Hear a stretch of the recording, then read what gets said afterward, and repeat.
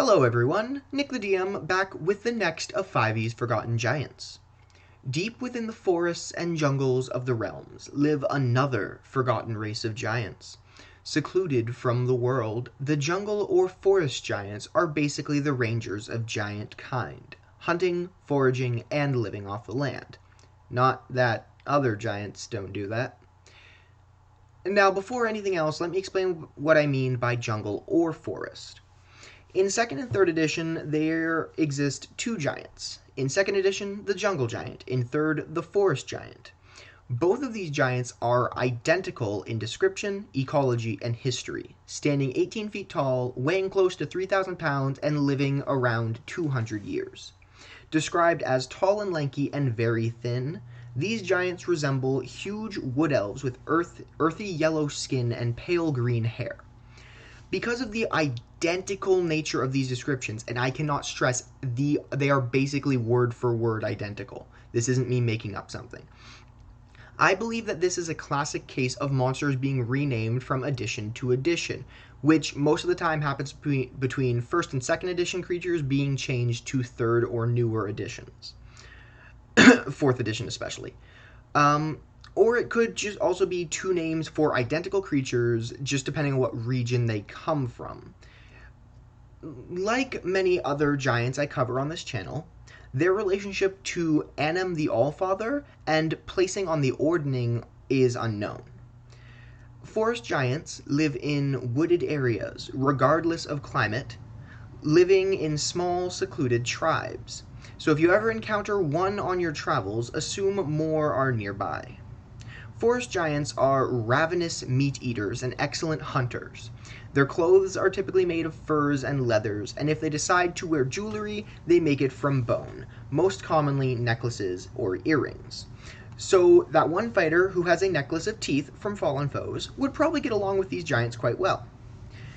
Despite their secluded nature, they aren't very hostile to other creatures, keeping good relationships with the fae of the forest and cooperating quite well with other primitive woodland beings who enjoy hunting like they do.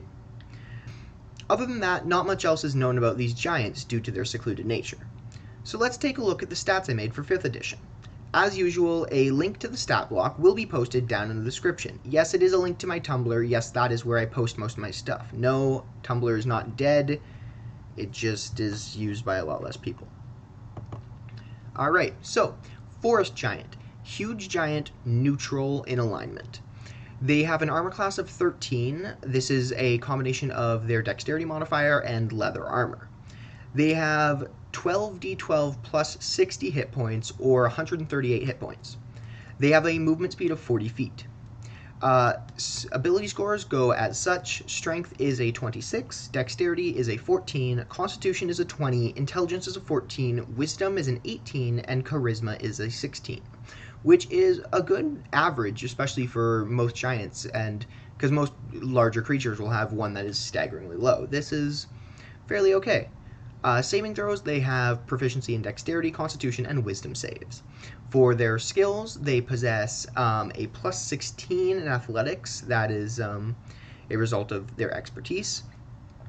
They have proficiency in Insight, Nature, Perception, Stealth, and Survival. They have a Dark Vision out to 60 feet and a Passive Perception of 18. Now, I gave them Giant, but it is said in, I believe, the 2nd edition Monstrous Manual that they speak a language that is different from others. I interpreted this as Giant, but it might also mean a language that is just separate from all other people altogether, like a tribal language specifically. That's up to you. Rulings and such are the DM at the DM's discretion. Rules are a guideline. DM says whatever they want. Challenge rating of 11, which places them fairly highly on the ordning if we're ranking it by challenge rating, but of course there's no known relation to other giants. For their only ability, they have foliage camouflage. The forest giant has advantage on stealth checks when attempting to hide in a forest or jungle, or really any woodsy or bushy area. For their actions, they possess a multi-attack like most giants, except they have it's slightly different than most giants. This giant can either make 2 great club attacks or 2 longbow attacks. Longbows are not something you traditionally see a giant with. And I'll get to more on that later because it's actually one of my favorite abilities of this giant. Firstly, their Great Club is a plus 12 to hit, a reach of 10 feet, and it hits one target. It does 3d8 plus 8 bludgeoning damage, or an average of 23. Of course, like all great giants do, they possess Rock. A ranged weapon attack, plus 12 to hit, because you can use it with strength, it's a thrown weapon. A range of 60 to 240 feet, hits one target, and deals 4d10 plus 8 bludgeoning damage, or an average of 29. Now, their longbow. What is very intriguing about these longbows is they are 15 feet tall, so nearly as tall as the giant itself. And this is to take into advantage the tremendous size and strength and length of the limbs of the forest or jungle giant. It has a plus 6 to hit because, sadly, as much as they have a good dexterity, it is not superb in any way. It has a range of a normal range of 150 feet or a long range of 600 feet. It hits one target. It is initially 17 damage, or 3d8 plus 2 piercing damage. In addition, the target must make a DC 15 Constitution saving throw or become poisoned and fall unconscious for 10 minutes. The creature wakes up if it takes damage or if another creature takes an action to shake it awake. So traditionally what forest giants will do, rather than barreling into combat as most other giants do, they will hide amongst the foliage, and if they see anyone coming, they will make attacks with their longbows because it's harder to hit for stat purposes and DM purposes. It's harder to hit with a plus 6 as opposed to a plus 12. And they will be able, so they'll hit their target. If they can, try and knock everyone unconscious, then take them back to their village for questioning, or just maybe throw them out of the forest.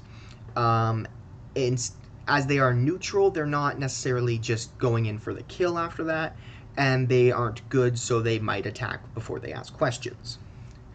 Other than that, that is all I have for you guys today. If you liked the video, please leave a like and subscribe for more content. And if you want updates on future videos and polls, follow me on my social media, which it will be right on the screen now. Thank you all so much for watching, and I will see you in the next video. Bye!